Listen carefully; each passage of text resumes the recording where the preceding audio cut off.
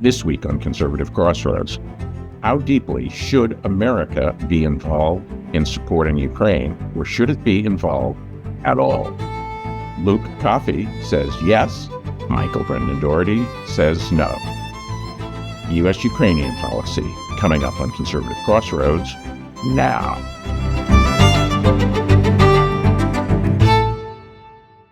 Welcome back to Conservative Crossroads, the program where conservatives lean into their differences rather than deny them. I'm Henry Olson, Senior Fellow at the Ethics and Public Policy Center, and your host for this program. Today, we'll be talking about American policy toward Ukraine. Should America be involved? Should America be funding the Ukrainian government and their resistance to Russian invasion and aggression? Here to discuss that are Michael Brendon Dougherty, Senior Writer at National Review, and Luke Coffey, Senior Fellow at the Hudson Institute.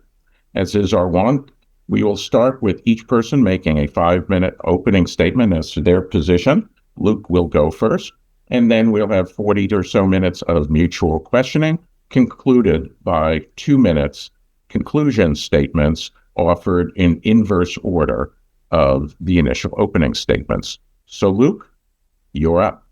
Thanks, Henry. Thanks for having me on. Look, U.S. support for Ukraine is very much in America's national interests. Russia is one of our geopolitical adversaries on the global stage. Maybe some people don't believe that, but Moscow certainly sees us as one of its main adversaries.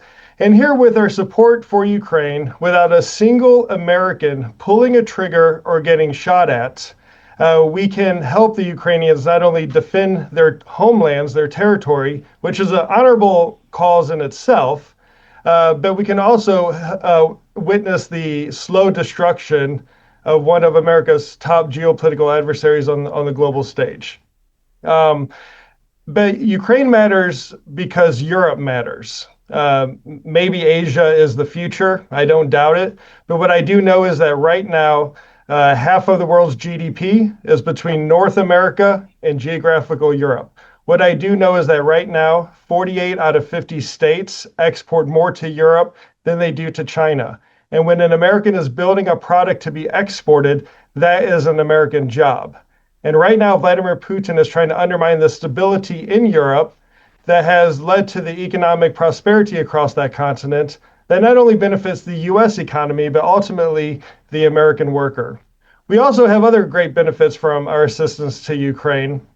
For example, we're learning what works and what doesn't work on the modern day battlefield in a way that otherwise would have been impossible. We saw the benefits of this just recently in the Gulf with the war against Iran, and how quickly the Gulf states and the U.S. and Israelis were able to harness Ukrainian expertise, experience, and technology to help defeat many of the same air threats that the Ukrainians face every day. We are also deterring China from trying something with Taiwan. China and Russia are partners on the global stage. Russia might be the junior partner, but they're partners nevertheless. And anything that we can do to weaken Russia will that much indirectly weaken China. And China has its eye on Taiwan, so it also has its eye on how Ukraine's friends are supporting Kyiv at this time. So anything we can do to make Ukraine safer and more secure, in my opinion, leads to a safer and secure Taiwan. And then there are the factors of the issue of how much all of this costs. Like many people, I'm a fiscal conservative. I don't like runaway government spending. But in the case of Ukraine, we are getting great value for money. So since February of 2022, the U.S. Congress has authorized and appropriated about $175 billion for Ukraine aid. And I know this sounds like a lot, but let's look at the big picture here. Over the same period of time, so over the past 4 years or so, the U.S. GDP has been roughly $130 trillion. So the United States, over the same period of time, has provided for Ukraine about 0.1% of America's GDP output through the same period of time. So if you took a $1 bill and you turn that $1 bill into 100 pennies, and you took one penny and you cut that penny into 10 pieces, and then you grabbed one of those tiny pieces, that's the amount that has been provided to help Ukraine. But of that little tiny piece of that one single penny, 80% of that piece has never left the United States. It's gone right back to our U.S. defense industry to restock the shelves with newer equipment and newer munitions to replace what we provided to Ukraine, which is the older stuff. So at the end of all of this, America's armed forces are actually better equipped because we have newer equipment. And because of our assistance to Ukraine, we have now uncovered many of the shortcomings and deficiencies in our defense industrial base that otherwise would not have been possible. I mean, imagine if we had only discovered during a major war, God forbid, with China, that we could only produce limited numbers of key munitions. But we've learned this already now, and we're taking steps to correct this.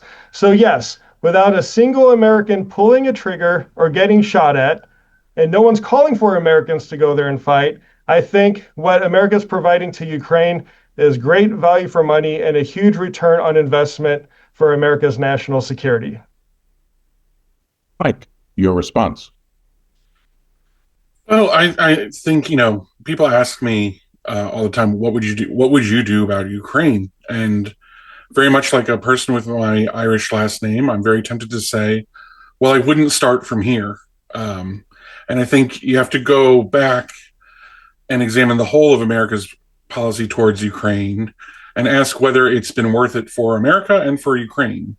And I think America's policy towards Ukraine could be characterized as a series of extravagant promises that we could not ultimately back up and which have had tragic consequences for Ukraine, namely its invasion. I would point the key sin in our relationship back to the Bucharest summit at which George W. Bush announced late in his presidency that someday Ukraine will be in NATO. He could not announce after the end of that conference that Ukraine was imminently or immediately joining NATO because there was not sufficient agreement among NATO members to do that, obviously. This is something that statesmen in the United States had warned against, going from George Kennan to Henry Kissinger. It was something that liberal Russians warned against, that this policy would be unhelpful. Igor Gator, the founder of the Reform Party in Russia, not a Putinist, said the expansion of NATO is the best gift you can make to Russian ultranationalists. Let's see, if NATO expansion were to aim at membership of the Baltic states and Ukraine without Russia, that would be utterly unacceptable. No Russia could possibly accept the presence of a potentially hostile NATO nation, NATO within striking distance of Smolensk, said Vladimir Lukin, chairman of the Duma Foreign Relations Committee and close ally of the liberal opposition leader, Grigory Yelvinsky. These are not Putinists. These were actually the Russians that America backed during the 1990s, making these stern warnings that Russian policy would turn into a very hostile direction if we did this. Ultimately, because we wanted to do this project, we had to involve ourselves more and more deeply within Ukraine's internal politics, turning their internal politics into a geopolitical tennis match with ugly consequences in the Maidan, with ugly consequences in the Donbass, with reprisals and paramilitary action all over. That's been very difficult for any elected government in Ukraine to control. We ultimately settled not for NATO membership, but kind of a quasi-NATO sponsorship. NATO sponsored the buildup of a massive military in Ukraine that it could not have paid for by itself.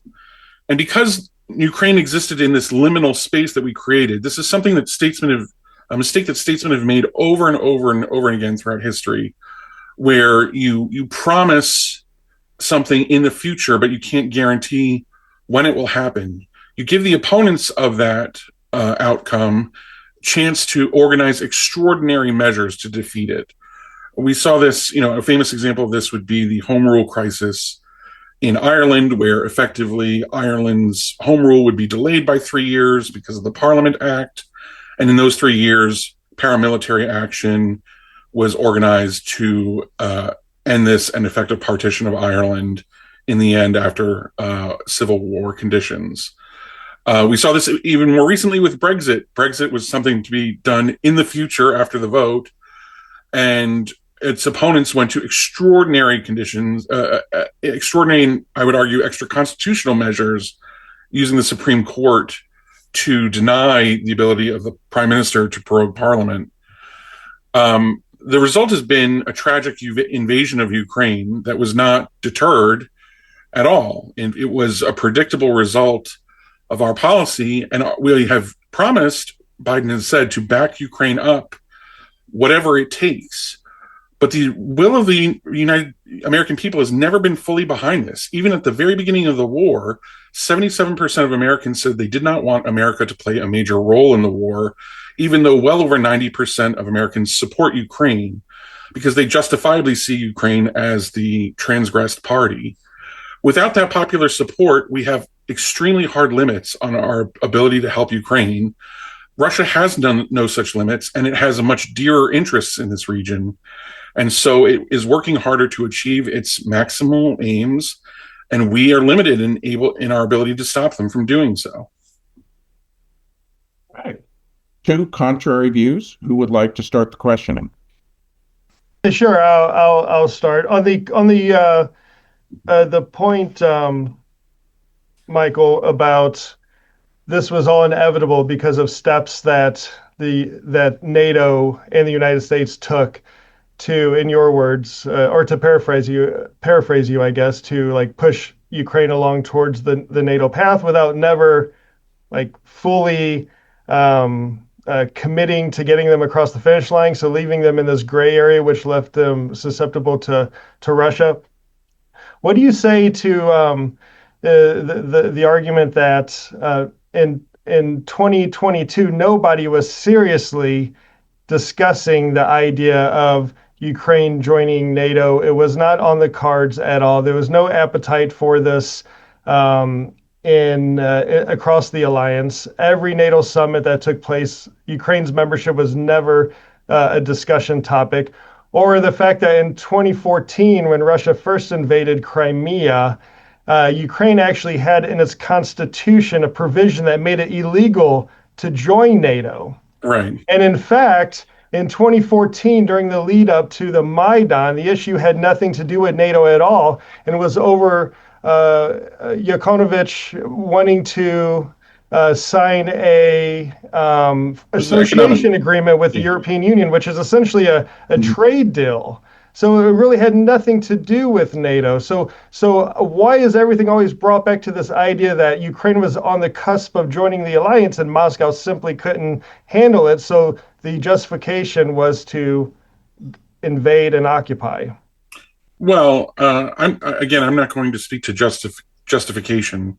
I'm not saying anything justifies Putin's invasion, just as I wouldn't say that when my youngest son gets walloped by his older brother, that the older brother was justified because the younger son threw the first punch. It was just a predictable result, not a justification. There was no immediate push to put Ukraine into NATO. I mean, you're right. The declaration of doing so, though, was really foolish in a way because it kind of presumes a few things hidden in it. For instance, how do you resolve Russia's naval base at Sevastopol, which is in Ukrainian territory, when NATO countries and EU countries are not supposed to have any kind of border disputes? And if NATO is a protective alliance against Russia, it seems odd to host a Russian military base, a major one over which it fought a great war power in the 19th century, within NATO itself.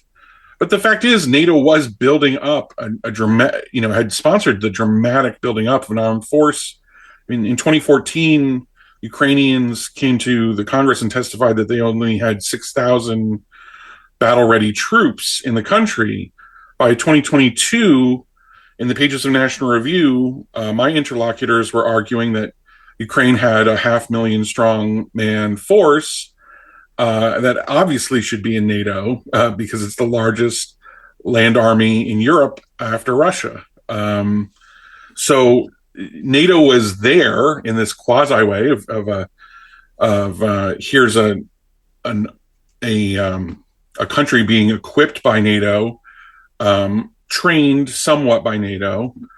So, I mean, if it to Putin, I mean, I don't know what you're asking Putin or any Russian leader to do in that situation where there's a massive military buildup on their border, and it's sponsored by NATO, to treat it as non-NATO because it's not technically there. And of course, ever since Putin's invasion, this has been framed by Western commentators as a challenge to NATO, precisely because it challenges the open door policy or, so on. So I just don't think we can say NATO is totally unimplicated or uninvolved or is like a bystander to this conflict. I mean, it doesn't talk about itself that way in these terms. Yeah, well, so in 2014, it was about an association agreement with the European Union. Leading up to 2022, there was no large-scale NATO buildup. There was no. There were at most in the low couple of hundred trainers from NATO member states. It wasn't a NATO mission conducting the training in Western Ukraine, just a few miles away from the Polish border, more than 1,000 miles away from the Russian border. So again, I just don't buy that NATO bears any responsibility here. Also, I always hear this idea that there's some law or something written down that the European Union, or in this case NATO, cannot add a new member if there's some sort of border dispute or conflict. This also is not the case. Article 10 of the 1949 treaty, which NATO's 1949 treaty, which stipulates the conditions for enlargement, make no mention of this point. In the 1995 study on enlargement, which was done by the alliance in the aftermath of the Cold War, because all these new countries were emerging in Eastern Europe, this document, which was a study done internally by NATO, says that border dispute or a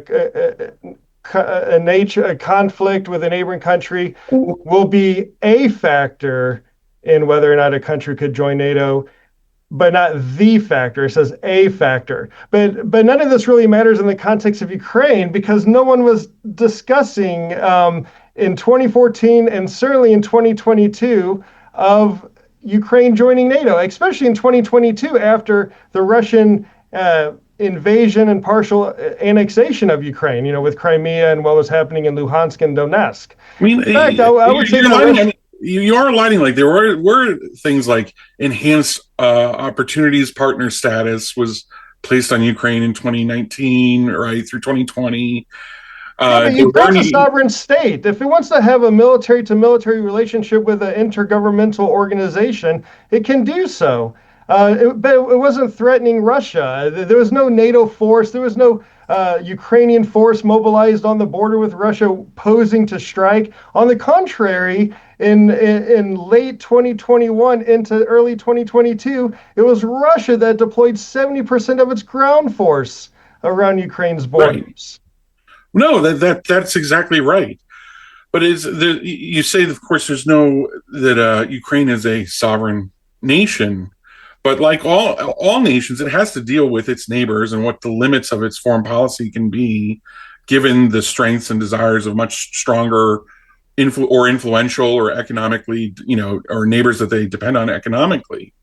I mean, what we saw throughout from 2008 through 2022 was a kind of contest between the West and Russia for Ukraine's ultimate geopolitical alignment. That's where I think we disagree. I mean, NATO and the EU was saying, we're here if you want to be with us, Ukraine, but we're not forcing you.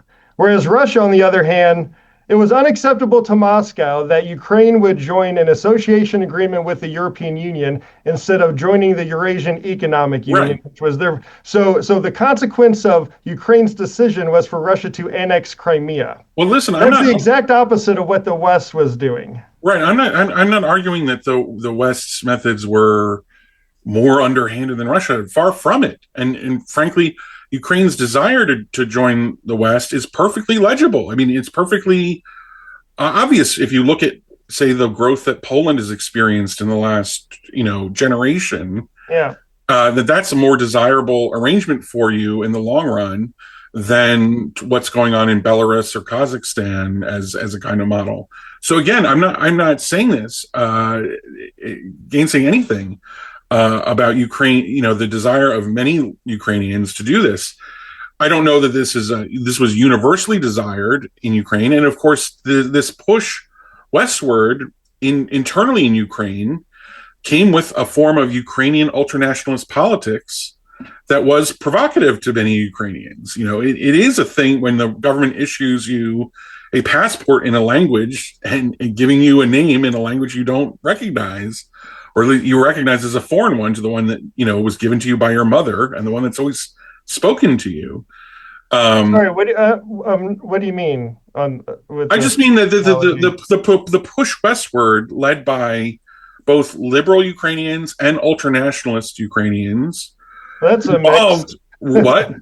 That's quite a mix. Liberal Ukrainians and ultranationalists. Well, it's always been recognized that this was the kind of So what's the analogy with the passport in the language? I'm not saying that there's an analogy. I'm saying that literally the government began issuing documents to Russian-speaking Ukrainians and Ukrainizing their names, right? Or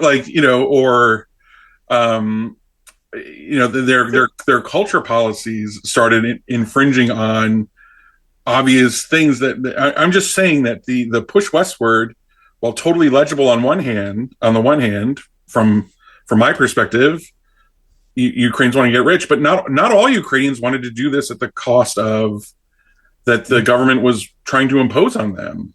There are literally perhaps dozens of countries across Europe that have sizable ethnic minority groups, and they're able to work and assimilate and live peacefully with other groups inside that same political construct. There are, but of course there's obvious misgovernance in these features too in history. Yeah, but this doesn't mean that this gives the green light for Russia to invade. No, of course it doesn't. No, of course it doesn't. But it provides potential fertile ground for collaboration from within, from Ukrainians who see their interests being traduced by the government. And one of the ironies here is that President Zelensky grew up in a Russian-speaking house. Russian was his first language. There are plenty of ethnic or Russian-speaking Ukrainians who do not support what Russia did, who want to see Ukraine as part of the Euro-Atlantic community. And also, Zelensky used to go on TV and make fun of the Azov brigades for being so anti-Russian, and now he finds that his own parliament has limited his ability to negotiate with Russia partly because he wasn't an ultranationalist like so many of them are.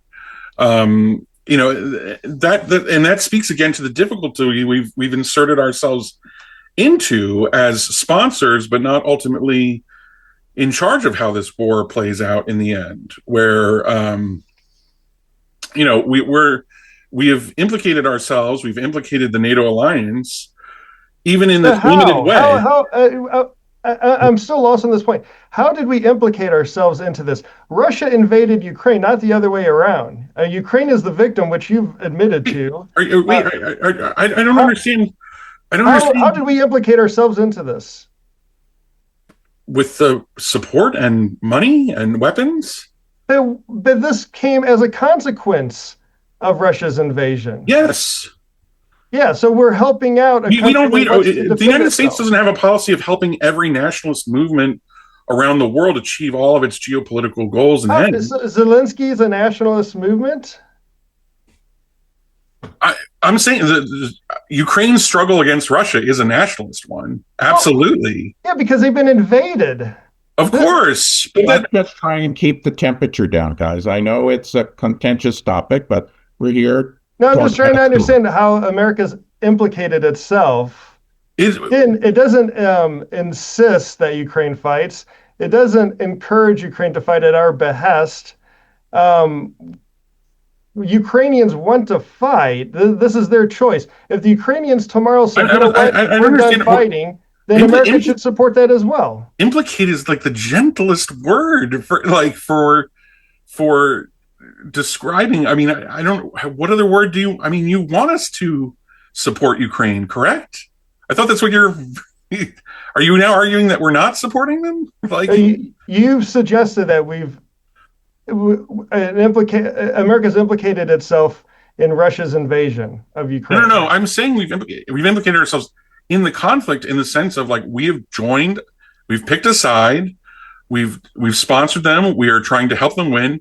Our reputation is affected by the outcome. Our honor is implicated because we've made certain promises. Sometimes we've spoken too extravagantly, as when Biden said, whatever it takes, because clearly he couldn't make that promise credibly. Congress has a say, and so do the American people. I think we've pursued a strategy that you described perfectly in your opening statement of making Russia's invasion costly, of helping to wear them down by supporting Ukraine. The risk that I see in such a policy, of course, is that if Russia continues to be more invested in this than we ultimately are, is able to wear down through attrition, yes, we've made it much more costly for them, but of course we've made the victory much more significant and greater for them, because now it's not a victory over poor Ukraine, but a victory over NATO and the Western Alliance and everything else, which is what people are screaming about when Congress started threatening to pull the purse strings, or when Donald Trump threatened to, say he's going to make peace on day one of his administration, and said, but what about the credibility of NATO? What about the credibility of the United States, of the Western Alliance? I didn't invent that was on the line. That's what my interlocutors have been selling me for 4 years. So the last time we will have lost that if Putin somehow achieves several of his war aims, we will have been diminished in it because of our involvement. I mean, that's the implication.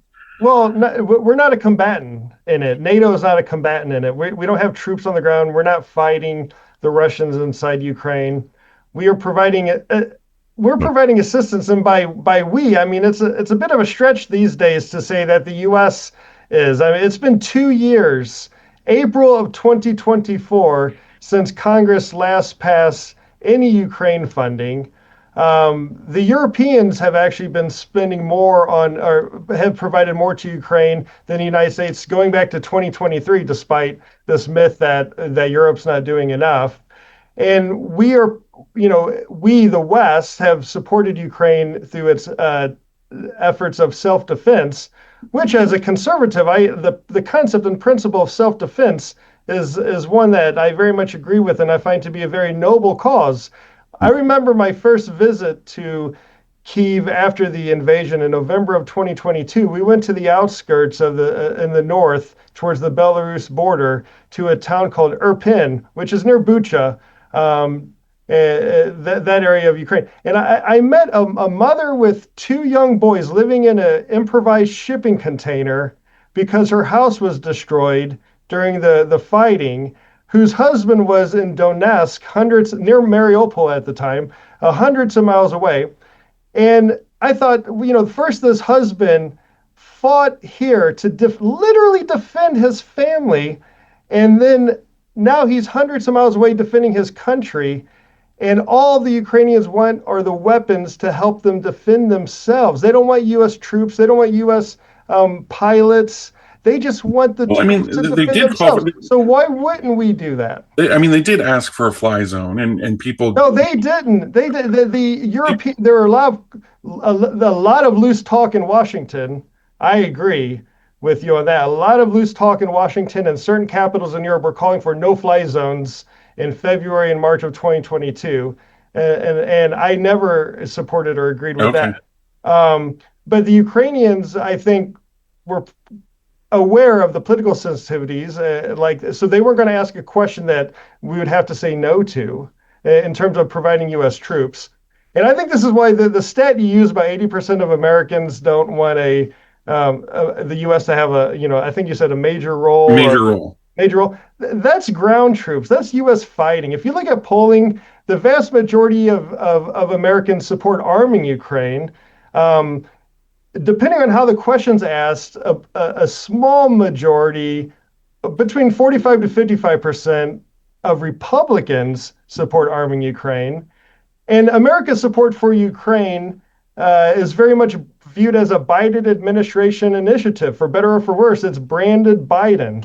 So show me another policy area in American politics where you can have 45 to 55% of Republicans supporting what is a Biden administration initiative. I think Americans, by and large, instinctively support the cause of Ukraine, and they rightfully don't want American troops on the ground fighting there. And I think that's a perfectly reasonable take.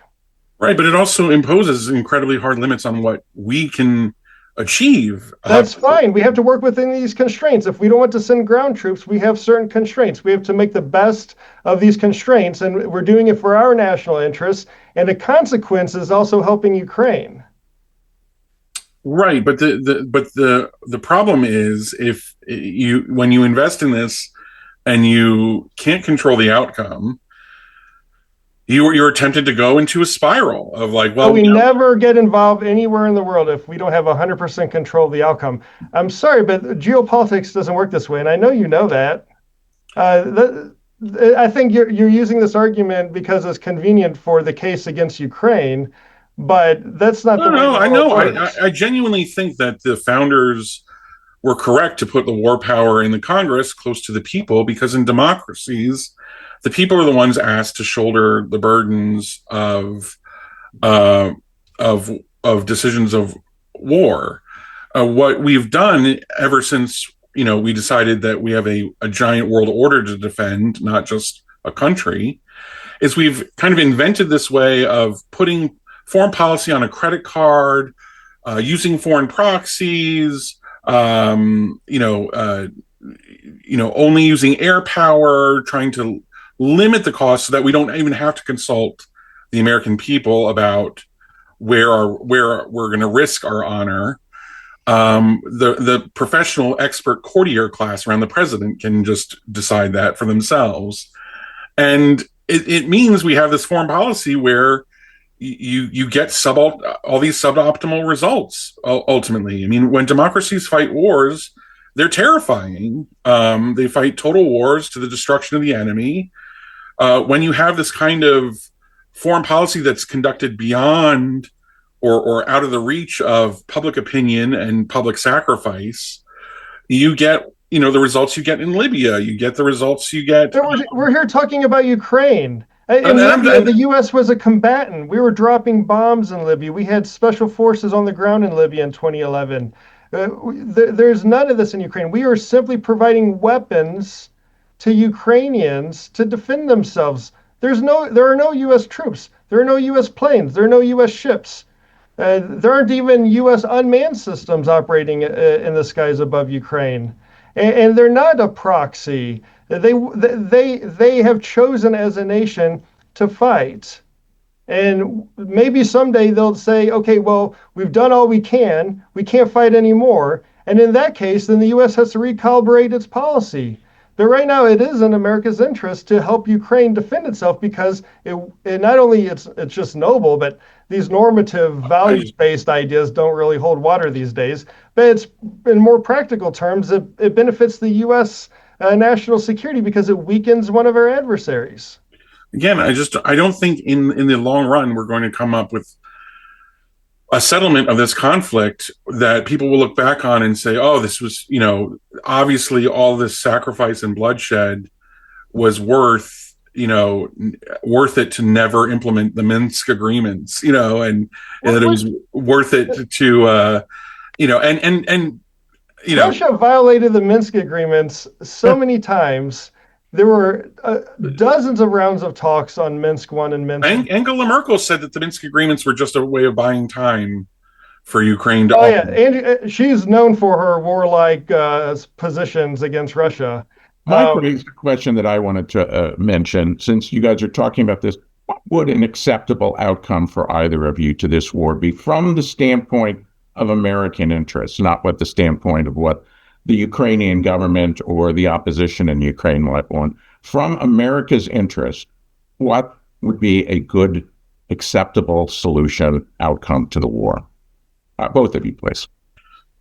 For right now, I mean, my view is an acceptable outcome is one where we find a kind of durable settlement that keeps that allows the United States to focus its energy elsewhere. I don't know what that will be. I mean, I have no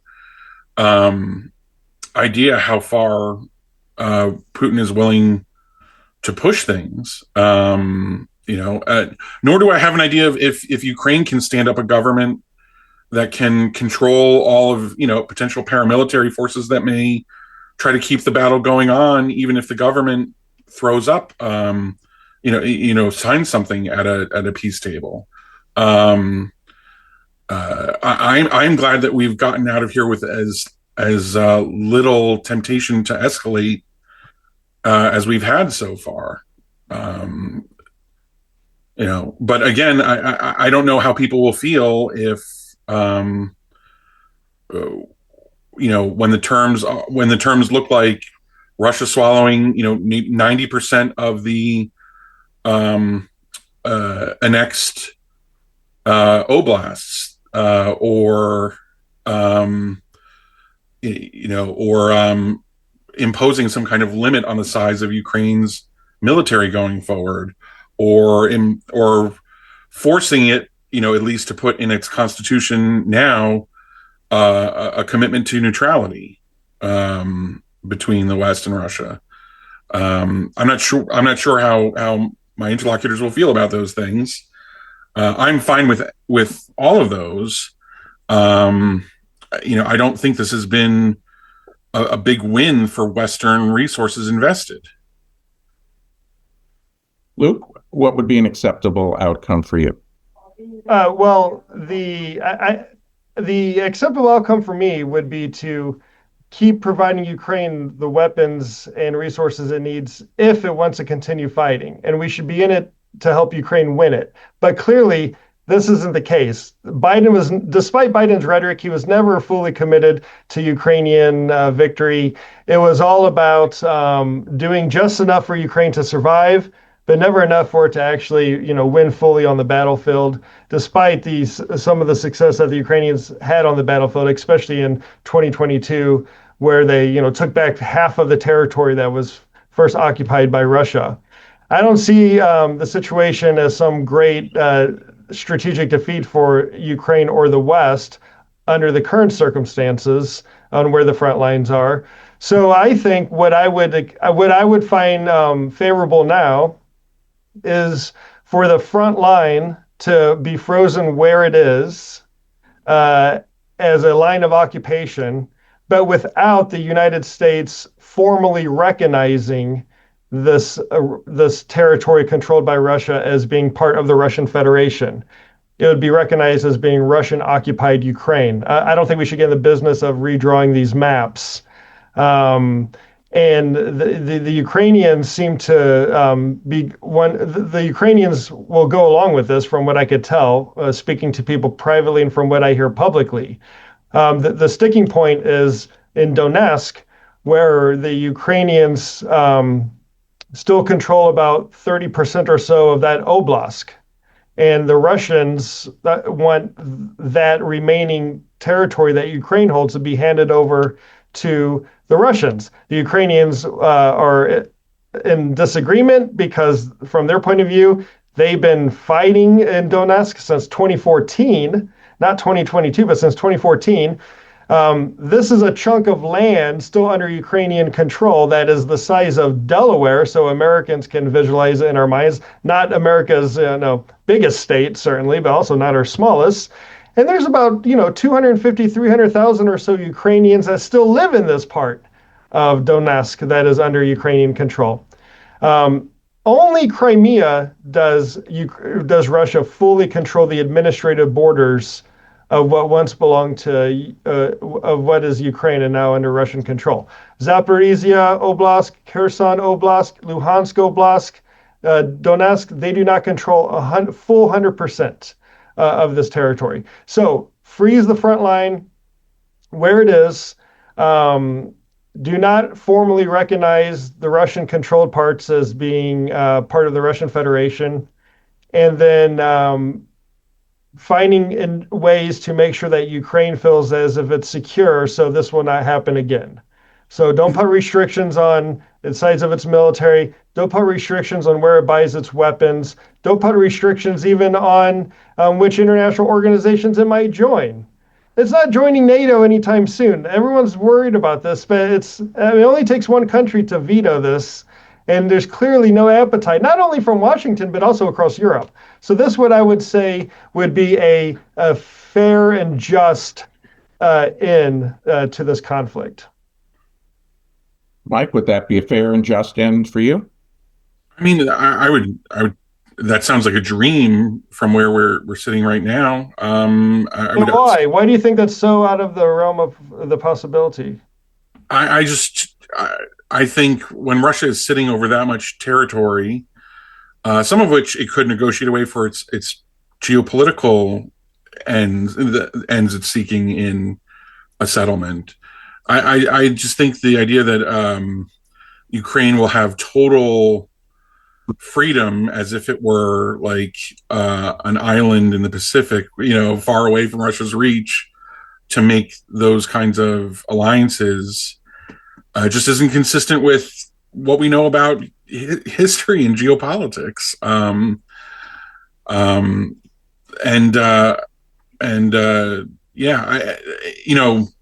glad though that you're not talking about immediate NATO membership. I also agree with you that there are plenty of nation states that would veto it, but we have had plenty of eminent people write op-eds saying, like, put them in now, even in the midst of the war, let alone at the end of it, after something is signed on the table.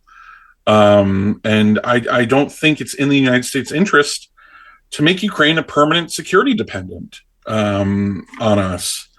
And I think it's been a mistake to treat them that way now. I don't think we've treated them that way, to be fair. I think this is a big departure of how we view the situation. I don't think the U.S. or NATO has done so much, has deepened the relationship so much that Ukraine sort of become a de facto member of NATO. This is what sparked Russia. I mean, we don't just lend anyone our satellite targeting systems, like a it's blockbuster video. But we've only started doing this as a consequence of Russia's invasion. It's not like we were giving Ukraine targeting data before the large-scale invasion saying, hey, when you're ready to attack Russia, here are the sites you need to strike. None of this existed. We had about 150 troops in Western Ukraine. Europe had a few dozen other troops there doing training missions, not under the NATO umbrella, under a bilateral arrangement. And in fact, in the case of America, it was the California National Guard. Now, as a former guardsman myself from the great state of Missouri, I don't want to disparage the National Guard, but it's hardly as if we were sending the 75th Ranger Battalion to Western Ukraine to help train the Ukrainians. So I just don't see how the actions that we were taking leading up to the large-scale invasion played this huge role. And then, but they became one of. It became one of Putin's stated war aims was demilitarization of Ukraine. Right? Is that as he's seeing all of the parts of this, whether it's an economic association agreement with the European Union or the buildup of the size of the military, partly sponsored by us throughout the 2010s in various little pulses. As increasing the ability of Ukraine to kind of turn away and make this economic, political, and cultural break with Russia, which is No, what. but the Ukrainians wanted this. This isn't something that we induced. And Right. again, like throughout the Of course they wanted this, but like it doesn't, just because people want so something we say doesn't mean that no, we're not going to engage with you because you actually belong with Russia. Is that what we should have said? you can just not take. You could take a position that like we condemn Russia's invasion, but we're not assisting in your national liberation struggle. I mean, this is something that's been done before. I mean, again, like just as a joke about my last name, in 1916, the Woodrow Wilson administration didn't say, "Oh, you know what? We should change World War I and like go on the side of the Irish rebels against the British." No, the Irish nationalists had to accept partition, had to accept neutrality as the outer limit of their foreign policy independence of the UK. Does that mean that everything the Black and Tans did in Ireland was just? No, of course not. But it wasn't in America's interest to get or involve itself between 1916 and 1921. And I would argue it is in America's interest to support Ukraine right now. Right. I'm just saying it's analogously, and my argument is obviously analogously, it is not. Yeah. Hence why we're having this discussion. The United States has never depended on Ukraine for its security or its prosperity. And listen, Americans recognize that Ukraine is the transgressed party here, and I do too.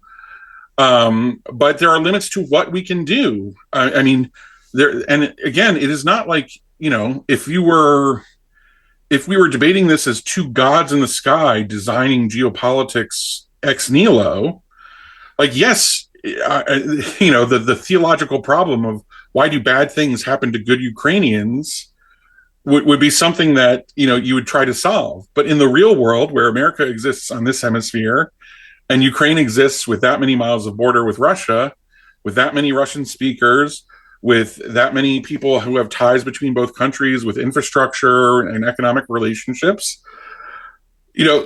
detaching Ukraine politically from there is a massive generational project. And I don't think it's been gone about in a way that has benefited Ukraine. I mean, Ukraine has been absolutely wrecked in this war.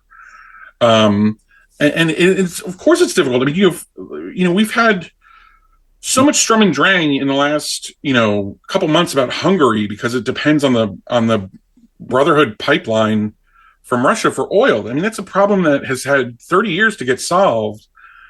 And that's a problem that you'd have 5 times as large in Ukraine, where it's 6 pipelines.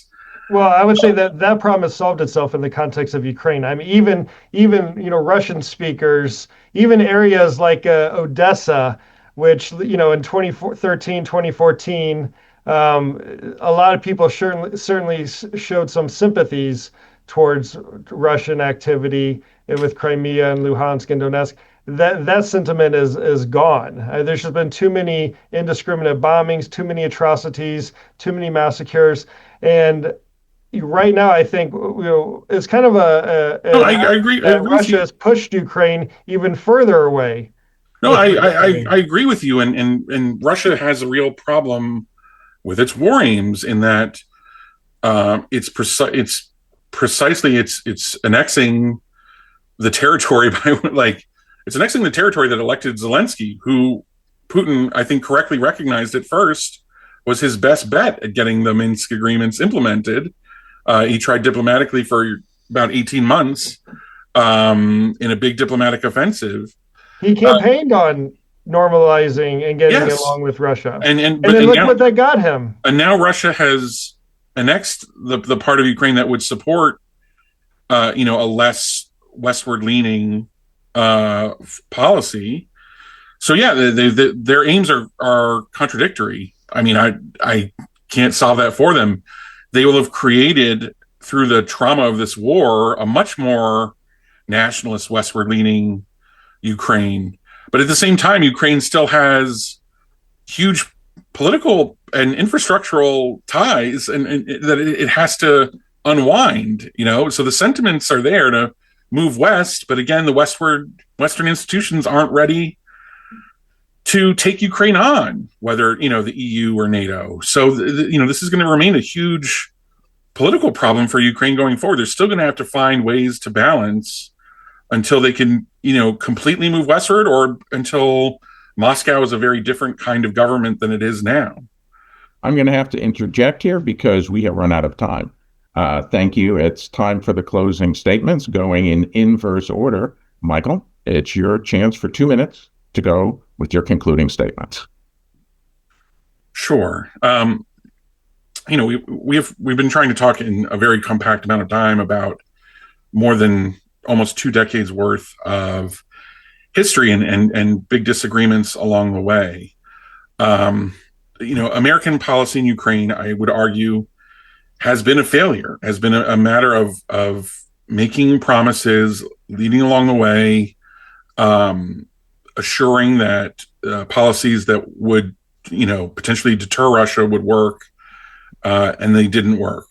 And Ukraine has gotten wrecked, just as many people predicted it may. Kissinger warned that policy between the West and Russia would go this way precisely by pushing the way we did. So did many liberal Russian statesmen warn us. We didn't heed those warnings, and our public opinion doesn't want us to get involved as a combatant in a war with Russia. That puts hard limits on what we can achieve, and so I would argue we should limit the amount of honor and credibility that we invest in Ukraine and in the outcome in Ukraine. I think by investing as we have, we've led all sorts of people, from the Secretary General of NATO to the President of the European Union to our own president, to say things about the outcome in Ukraine that Americans aren't willing to fully take responsibility for. And so they're in the hands of others, and yet our credibility will be lowered because of them in the end. This has also been a drain on resources. We are, as much as we are starting to get the defense industry rolled up and at a higher capacity, the reality is we have been triaging weapons systems between Europe, the Middle East, and East Asia. That's a problem that is not solved yet. We're years into the conflict. So I'm hoping we can wrap this conflict up very soon. I'm hoping that in time, Europe can invest in its own capacities to defend itself in its own backyard and to deter threats there credibly. But until then, this has been a kind of a dangerous game of chicken, and I'm afraid the Ukrainians have lost the most of all. And Luke, 2 minutes for you. Well, the Ukrainians thought that they were going to lose their whole country. This was the plan initially for Russia. And now, more than 4 years later, the Ukrainians still control over 80% of their homeland. And they've essentially halted and stopped the Russian advance in any meaningful sense taking place on the ground. And this was made possible by Ukrainian courage and pluck, and also by the help that it received from its outside partners, including the United States. And considering that there's no U.S. soldiers on the ground in Ukraine, nobody's calling for U.S. soldiers to go to Ukraine, and U.S. soldiers will never go to Ukraine to fight Russia, I think America's decision to support Ukraine was a reasonable, realistic, and responsible one, considering what is at stake in the transatlantic community. I already alluded to the fact that Europe is too important to ignore. For America's economic well-being, for the millions of jobs here in the United States that depend on our trade with Europe, for the millions of jobs in the United States that depends on Europe's investment into the United States. And right now, Putin is trying to undermine all that stability and security that we've seen in Europe that has led to this economic prosperity. And the U.S. can do the honorable thing, play a role without a single American getting shot at or pulling a trigger. And just because he can't do everything doesn't mean you do nothing. And there's a huge policy space between doing nothing at all and deploying the 82nd Airborne Division to Donetsk. And that's where America has been in recent years, and I think that's where we should remain and stay. Thank you, Luke. Thank you, Michael. And thank you, listeners. Please join me again in 2 weeks for the next episode of Conservative Crossroads. Take care.